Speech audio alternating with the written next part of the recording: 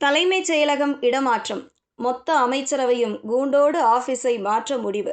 என்ன காரணம்? தலைமைச் செயலகத்தின் பிரதான கட்டிடத்தின் 2வது மாடியில் இருக்கும் முதல்வர் விஜயின் அலுவலகம் உட்பட முக்கிய பகுதிகள் அனைத்தையும் நாமக்கல் கவிஞர் மாளிகையின் 10வது மாடியில் இருக்கும் மாநாட்டு அரங்கிற்கு மாற்றப்பட இருக்கிறது. வாஸ்துப்படி சில பல பாயிண்டுகளை விஜயின் ஆஸ்தான ஜோதிடர் வலியுறுத்தியதால் தனது ஜாகையை உயர்ந்த இடத்திற்கு மாற்ற சம்மதித்தார் விஜய். அதன்படி 10வது மாடியில் மாற்றும் பணிகள் வேகமாக நடந்து கொண்டிருக்கிறது. இதன்பின் வாஸ்து சாஸ்து காரணங்கள் சொல்லப்படுகின்றன.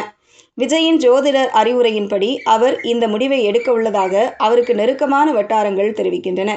தலைமைச் செயலகத்தில் 2வது மாடியில் முதல்வர் விஜயின் அறை மற்றும் அவரது அலுவலகம், முதல்வரின் செயலாளர்கள் 4 பேரின் அறை மற்றும் அலுவலகம் இயங்கி வருகிறது. முதல்வர் விஜய் தனது அலுவலகத்தில் கிழக்கு திசை பார்த்து அமர்ந்திருக்கிறார். இந்த அலுவலகமும் முதல்வர் அமர்ந்திருக்கும் திசையும் வாஸ்துப்படி அமையவில்லை என்கிற ஒரு யோசனையை விஜயின் ஜோதிடர் தெரிவித்திருக்கிறார். அதனால் தனது அறையை மாற்றலாமா என்கிற யோசனை விஜய்க்கு இருந்து வந்துள்ளது. தலைமைச் செயலக வளாகத்தில் அமைந்திருக்கும் 10 அடுக்கு மாளிகையான நாமக்கல் கவிஞர் மாளிகையில் 10வது மாடியில் மாநாட்டு அரங்கம் இருக்கிறது. இங்குதான் அனைத்து கட்சிகள் கூட்டம், கலெக்டர்கள் மாநாடு உள்ளிட்ட முக்கிய நிகழ்வுகள் நடக்கும். அந்த அளவுக்கு பெரிய அளவிலான இடம்.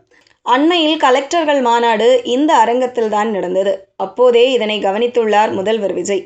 அந்த 10வது மாடியிலிருந்து பார்த்தால் பறந்து விரிந்து கிடக்கும் மிக பிரம்மாண்டமான வங்காள விரிகுடா கடலின் அழகிய காட்சி கண்களுக்கு விருந்தாகும். மனதுக்கு ரம்மியமாக இருக்கும். அங்குதான் விஜய் மாறும் திட்டத்தில் இருக்கிறார். அமைச்சர்கள் முதல் அதிகாரிகள் வரை கோட்டையில் இதுதான் பேசுபொருளாக இருந்தது. இந்த நிலையில் முதல்வர் விஜயை தொடர்ந்து முன்வரிசை அமைச்சர்கள் பலரும் தங்களின் ஜோதிடர்களிடம் தங்களின் அலுவலக அறை குறித்து வாஸ்து சாஸ்திரத்தை கேட்டுள்ளனர்.